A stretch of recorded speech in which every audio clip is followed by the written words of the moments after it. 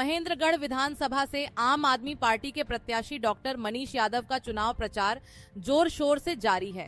उन्होंने क्षेत्र के करीब 1.5 दर्जन गांवों का दौरा किया, जहां ग्रामीणों ने उनका फूलमाला और पगड़ी पहनाकर स्वागत किया। इस दौरान उन्होंने कांग्रेस प्रत्याशी रावदान सिंह पर निशाना साधते हुए कहा कि ईडी द्वारा 44 करोड़ रुपए की संपत्ति अटैच करने से संदेह पैदा होता है कि दाल में कुछ काला है। डॉक्टर मनीष ने क्षेत्र की खस्ताहाल सड़कें, बिजली की कमी और सरकारी अस्पतालों की बदहाल स्थिति पर भी बात की। उन्होंने वादा किया कि अगर वे जीतते हैं तो क्षेत्र में दिल्ली और पंजाब की तर्ज पर विकास होगा और सभी बुनियादी सुविधाएं घर घर तक पहुंचाई जाएंगी। कि लोगों ने लंबे समय से हाथ का बटन भी दबाया, कमल का बटन भी दबाया और लगातार इन नेताओं ने 15 दिन के चुनाव के बाद 5 साल किसी की भी नहीं सुनी, जनता के बीच में नहीं आए। इस बार जनता ने मूड बना रखा है कि हरियाणा के दाएं और बाएं तरफ आम आदमी पार्टी की सरकार है, जहां नेताओं के चक्कर काटे बिना हर जरूरत को पूरा किया जाता है। तो इस बार एक तरफा दोनों बटन को छोड़कर झाड़ू का बटन दबाया। देखिए, मैं समझता हूं कि जिस वक्त ईडी की रेड पड़ी थी उस वक्त हम ये सोचते थे कि ये राजनीतिक साजिश है, लेकिन उसके बाद रावदान सिंह जी ने चुप्पी साध ली। 1 महीने तक किसी तरह का स्पष्टीकरण नहीं दिया, तो उनकी उस चुप्पी से ये शक जरूर पैदा होता है हर व्यक्ति के मन में कि अगर दाल में कुछ ना कुछ काला है, वरना रावदान सिंह जी जनता के बीच में आते और इस साजिश का पर्दाफाश करते हैं। और आज वो कहीं ना कहीं साफ होता भी दिखाई दे रहा है कि ईडी ने 44 करोड़ की प्रॉपर्टी को जब्त किया है, 44 करोड़ की प्रॉपर्टी को अटैच किया है।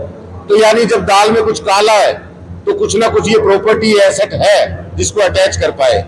दूसरी तरफ जब देखते हैं आम आदमी पार्टी के नेताओं को, तो आज तक 1 रुपया किसी के यहाँ से बरामद नहीं हुआ, ना कोई 1 रुपये की किसी भी प्रकार का एसेट आज तक अटैच हो पाया। और वो जब साजिश ईडी और सीबीआई के माध्यम से आम आदमी पार्टी के नेताओं के खिलाफ हुई, तो एक एक नेता ने मुखरता से हर मिनट, यानी कि चाहे ईडी का छापा पड़ा उसके तुरंत बाद या फिर जेल जाना पड़ा तो जेल जाते वक्त, जेल से लौटने तो जेल से लौटते वक्त, हर बार जनता के बीच में खड़े होकर भारतीय जनता पार्टी का ये दोहरा चेहरा, ये साजिश, इसके बारे में मुखरता से जनता को जवाब दिया। विशेष रूप से जो मूलभूत सुविधाएं हैं, मैं कहता हूं कि सरकारी स्कूल, किसी भी गांव में आप चले जाओ, एक भी सरकारी स्कूल ऐसा नहीं है जिसमें बच्चों का भविष्य बन सके।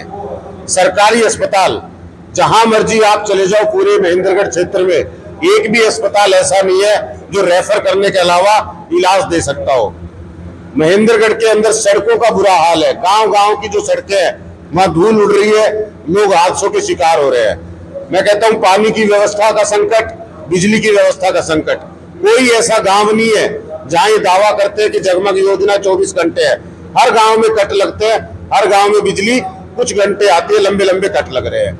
तो ये मूलभूत सुविधाओं में आता है, इसका अभाव है। इसके साथ साथ महेंद्रगढ़ में जो रोजगार का मुद्दा है वो बहुत बड़ा मुद्दा है। IMT जैसी परियोजना 13 साल तक घोषणा में रही, उसके कारण आज हमारे नौजवानों को रोजगार के लिए भटकना पड़ता है। यहीं पर रोजगार मिल सकते थे अगर इन परियोजनाओं पर काम होता। जिला मुख्यालय जैसी समस्या जो 58 वर्ष से लंबित है, उसको अगर आज तक पूरा कर दिया होता तो आम लोगों को अपनी जरूरतों के लिए 40-40 किलोमीटर का सफर नहीं करना पड़ता, 50-50 किलोमीटर का सफर नहीं करना पड़ता। तो ये सारे मुद्दे हैं। इसके अलावा बहुत सारे ऐसे मुद्दे, चाहे खिलाड़ियों को लेकर हो, चाहे युवाओं को लेकर हो, महिलाओं को लेकर हो, कानून सुरक्षा की बात हो, ये सबका अभाव है। महेंद्रगढ़ सबसे पिछड़ा इलाका है, तो बार बार ये 2 बटन दबाने के कारण है। इस बार लोग इस परंपरा को बंद करके झाड़ू का बटन दबाएंगे और दिल्ली और पंजाब की तरह हर सुविधा अपने घर तक पहुंचे, इसके लिए बदलाव लाएंगे।